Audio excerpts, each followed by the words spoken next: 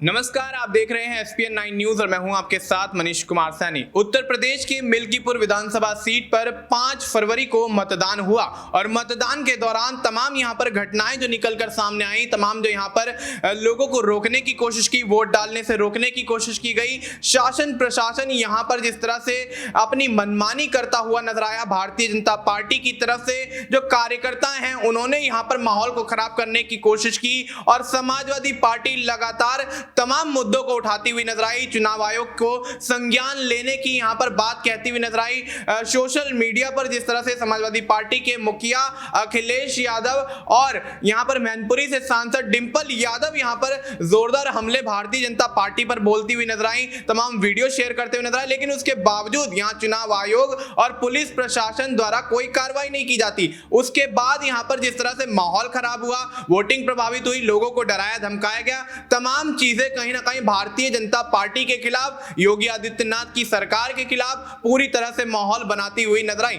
लेकिन अब यहां पर अखिलेश यादव के साथ साथ चाचा रामगोपाल यादव और शिवपाल यादव और तमाम भारतीय जनता पार्टी के खिलाफ यहां पर माहौल बनाने की कोशिश समाजवादी पार्टी के कार्यकर्ताओं द्वारा की जा रही है। अब इस मुद्दे पर विस्तार से चर्चा करेंगे और हमारे सहयोगी अमन सर से जानेंगे कि किस तरह की स्थिति आगे रहने वाली है। क्या अखिलेश यादव के दावे यहां पर कहीं ना कहीं सच साबित होते हुए नजर आएंगे? क्या चुनाव आयोग को यहां पर वाकई संज्ञान लेने की जरूरत है, और संज्ञान नहीं लेता है तो उसके आगे क्या होने की यहां पर संभावनाएं जताई जा सकती हैं? सर, किस तरह से देखते हैं मिल्कीपुर विधानसभा में इतना बड़ा बवाल होता हुआ नजर आया जब यहां पर वोटिंग हुई और इसके बाद यहां पर वोटर्स को डराना धमकाना, उनका आईडी कार्ड पुलिस द्वारा चेक करना, क्या ये यहां पर सही माना जाएगा? क्या शासन प्रशासन को यहां पर अपनी जिम्मेदारी निभाने से बचने का जो यहां पर हमने एक नमूना देखा, उसमें कहीं ना कहीं योगी आदित्यनाथ की सरकार पर भी सवाल उठते हुए नजर आ सकते हैं? देखिए, बिल्कुल पहली बात तो ये है कि मिल्कीपुर को लेकर, जैसा मैंने एक दो प्रोग्राम और भी ये बात कही है कि एक अलग तरह का माहौल बना हुआ था। पूरे देश की निगाहें यहाँ पर लगी हुई थी, पूरे राज्य की निगाहें लगी हुई थी, क्योंकि देखिए मिल्कीपुर सीट इसलिए भी अहम हो जाती क्योंकि अयोध्या में जब बीजेपी 2024 में लोकसभा चुनाव हारती है, तब ये बात कहीं ना कहीं हर कोई कहता हुआ दिखाई पड़ता है कि देखिए राम के नाम पर बीजेपी ने वोट मांगे, लेकिन उसी अयोध्या में बीजेपी को हार का सामना करना पड़ा। अब जब यहाँ से अवधेश प्रसाद चुनाव जीते, उसके बाद मिल्कीपुर जो जिस विधानसभा से वो एमएलए थे उसको उनको छोड़ना पड़ा और यहां से उपचुनाव की संभावना बनी। अब जब उपचुनाव की घोषणा होती है, यानी कि 10 सीटों पर लगभग उत्तर प्रदेश में उपचुनाव होने थे, उनमें से मिल्कीपुर सीट के ऊपर चुनाव की घोषणा नहीं हुई। हालांकि कुछ उसके तकनीकी कारण थे, इसलिए उस समय ये घोषणा नहीं की गई, लेकिन उसके बाद ये कहा गया कि भाई दिल्ली चुनाव के बाद ही साथ साथ जो है मिल्कीपुर में भी चुनाव करा लिए जाएंगे। और अब जब चुनाव हुए हैं तो यहाँ पर जिस तरह की अराजकता देखने को मिली है, बीजेपी के तमाम नेता जिस तरह से कह सकते हैं कि जोर जबरदस्ती के जरिए अपने पक्ष में वोटिंग करवाते हुए नजर आए हैं, जब तमाम वीडियो निकल के सामने आए हैं, और यहाँ तक अखिलेश यादव जो सपा प्रमुख हैं वो ये बात कहते हुए नजर आते हैं कि चुनाव आयोग हमारी तरफ ध्यान नहीं देता, कितनी भी शिकायत हम कर लें लेकिन हमारी बात नहीं सुनी जाती। और जिस तरह के शब्दों का वो इस्तेमाल करते हैं, मेरे ख्याल में बड़े कटु शब्द उन्होंने बोले कि चुनाव आयोग ऐसा लगता है कि मर गया है, डेथ हो गई है, और यहां तक कि हम सफेद कपड़ा उसको भेजेंगे, ये सब बातें कहते हुए वो दिखाई पड़ते। देखिए, जाहिर सी बात है कि कोई भी चुनाव जब तक निष्पक्ष नहीं होगा, जब तक कह सकते हैं कि जो चुनाव की प्रक्रिया है बेहतर और साफ सुथरी नहीं होगी, इस तरह के सवाल उठ के आते रहेंगे। क्योंकि कई सारे वीडियो निकल के सामने आते हैं, कई लोगों के ओपिनियन सामने आते हैं, कई महिलाओं की कह सकते हैं कि जो बाइट है, जो वीडियो है, वो निकल के सामने आते हैं कि हमसे जोर जबरदस्ती से वोट डलवाया गया, और ये कहते हुए नजर आते हैं बहुत सारे लोग कि हमें तो बूथों के ऊपर पहुंचने ही नहीं दिया गया, पहले ही रोक दिया गया, पहले ही हमारे डॉक्यूमेंट में अड़ंगे लगा दिए गए। इन सब चीज़ों को लेकर समाजवादी पार्टी ने करारा प्रहार किया है और यह भी कहा है कि बीजेपी ताकत के बल पर, बाहुबल के बल पर, दबंगई के बल पर मिल्कीपुर सीट को जीतना चाहती है। और यही बात बारंबार सपा कहते हुए नजर आ रहे हैं, चाहे शिवपाल यादव हो, चाहे अखिलेश यादव हो या रामगोपाल यादव हो, सब एक सुर में यही बात कह रहे हैं कि बीजेपी के दबाव में कहीं ना कहीं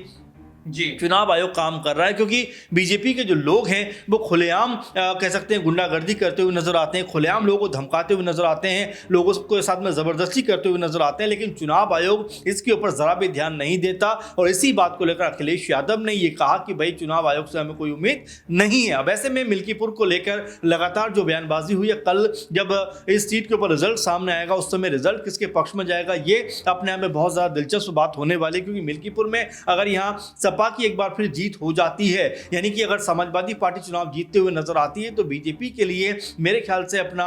कह सकते हैं कि जो अब तक वो बचाते आए थे अपने आप को कि भाई इत्तेफाक हो गया, हम हार गए, समझ नहीं पाए, वो बचाना मुश्किल हो जाएगा। और यहां पर समाजवादी पार्टी पूरी तरह से बीजेपी को घेरती हुई दिखाई पड़ेगी कि अब अयोध्या की जनता जी बीजेपी को नकार चुकी है और अयोध्या की जनता बीजेपी को बाहर करना चाहती है। अयोध्या की जनता जो है वो सपा के साथ है और ऐसे में बीजेपी के 2027 में जो होने वाला विधानसभा चुनाव है उसको लेकर तमाम तरह से निगेटिव एक असर कह सकते हैं पड़ता हुआ नजर आ सकता है। जी बिल्कुल, तो ऐसे में 2027 का विधानसभा चुनाव यहाँ पर भारतीय जनता पार्टी के लिए मुश्किलों भरा साबित हो सकता है, क्योंकि मिल्कीपुर विधानसभा सीट पर उपचुनाव के दौरान जिस तरह से भारतीय जनता पार्टी के कार्यकर्ताओं ने उपद्रव किया, शासन प्रशासन यहाँ पर आंखें मूंद कर तमाम चीजों को देखते हुए तमाशबीन बना रहा और यहाँ पर चुनाव आयोग भी संज्ञान लेने से कतराता हुआ नजर आया। तो स्थिति साफ है कि तमाम यहाँ पर जो एजेंसियां हैं, तमाम जो यहाँ पर पुलिस प्रशासन है, वो यहाँ पर भारतीय जनता पार्टी के इशारे पर काम करता हुआ नजर आया,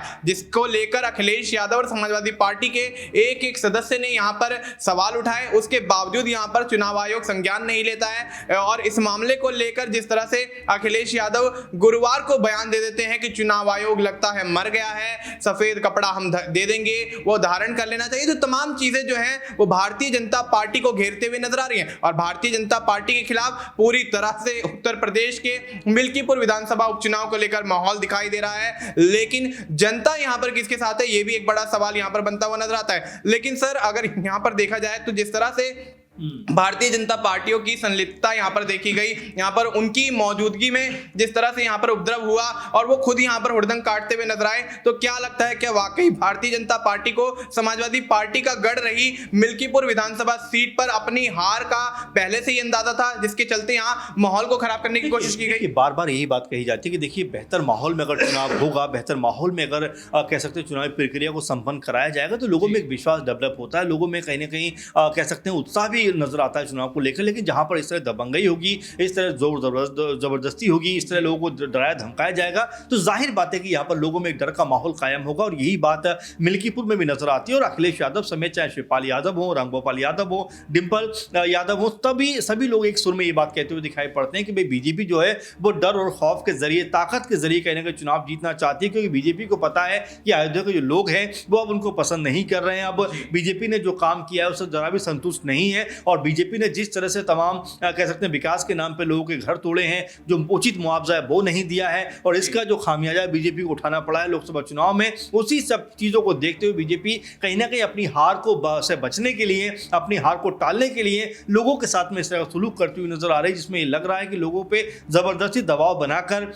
जी जबरदस्ती प्रेशर क्रिएट करके कहीं ना कहीं अपने पक्ष में मतदान करने का एक भय और डर और खौफ बनाया जा रहा है, जिसको लेकर अखिलेश यादव ने यही बात कही है कि क्या चुनाव आयोग सिर्फ आंखें बंद करे रहेगा, कि चुनाव आयोग अपने आंखों पे पट्टी बांधे रहेगा? क्योंकि जब इस तरह की घटनाएं हो रही थी और वीडियो सामने आ रहे थे, बीजेपी के नेताओं के चेहरे सामने आ रहे थे, कई जगह पर यह भी कहा गया कि एक व्यक्ति ने 6 बार वोट डाला। ये अपने आप में कहने के सनसनीखेज एक वीडियो था जिसमें एक बुजुर्ग व्यक्ति है कह रहे हैं मैंने 6 बार वोट डाला है। तो ये जो चीजें बता रही थी कि क्या बीजेपी के इशारे पर सब काम हो रहा था, क्या चुनाव आयोग को इसमें संज्ञान नहीं लेना चाहिए? तो ये तमाम जो पहलू हैं मनीष वो ये बताते हैं कि जो सपा चाहती थी उनके हिसाब से चुनाव नहीं हुआ, इसीलिए तमाम चीजों को लेकर जो शिकायतें लहजा सपा का दिखाई पड़ता। अब कल किस तरह का मतदान के बाद जो परिणाम है वो आने वाला है, उसके ऊपर नजर रहेंगी। अगर बीजेपी यहाँ पर चुनाव हारती है और सपा चुनाव जीतती है तो बीजेपी के लिए अपना दामन बचाना और अपनी इज्जत बचाना मेरे ख्याल से बहुत ज्यादा मुश्किल होता हुआ नजर आएगा। जी बिल्कुल, तो ऐसे में अगर कल यहाँ पर मतदान की जो परिणाम है जो भारतीय जनता पार्टी के पक्ष में ना आकर समाजवादी पार्टी के पक्ष में आते हैं और समाजवादी पार्टी मिल्कीपुर से बड़ी जीत हासिल करती हुई नजर आती है, तो भारतीय जनता पार्टी के लिए 2027 का विधानसभा चुनाव लड़ना मुश्किल हो जाएगा। और जिस तरह से अखिलेश यादव की आम चुनाव से हम तैयारियां देखते हुए नजर आ रहे हैं, जिसके बलबूते 37 सीटें उत्तर प्रदेश के अंदर अखिलेश यादव की पार्टी ने अकेले के दम पर निकाली हैं और 80 लोकसभा विधानसभा सीटों वाले इस राज्य के अंदर जिस तरह से भारतीय जनता पार्टी को बड़ा झटका दिया है, तो उससे कहीं ना कहीं भारतीय जनता पार्टी अब बौखलाती हुई नजर आ रही है, जिसके चलते कार्यकर्ताओं और तमाम भारतीय जनता पार्टी के नेताओं द्वारा इस तरह की घटनाओं को अंजाम दिया जा रहा है, जिसके चलते समाजवादी पार्टी के खिलाफ माहौल बनता हुआ नजर आए। लेकिन अब देखना यही होगा कि क्या अखिलेश यादव के दावे, क्या समाजवादी पार्टी के दावे यहां पर चुनाव आयोग को एक्शन लेने पर मजबूर कर देंगे, और क्या मिल्कीपुर विधानसभा सीट पर दोबारा से उपचुनाव की यहां पर समाजवादी पार्टी मांग करती हुई नजर आएगी। फिलहाल आपको इस मुद्दे पर क्या कुछ लगता है, आप अपनी राय हमें कमेंट करके बता सकते हैं। बाकी देश और दुनिया से जुड़ी तमाम जानकारी के लिए आप देखते रहिए SPN9 न्यूज।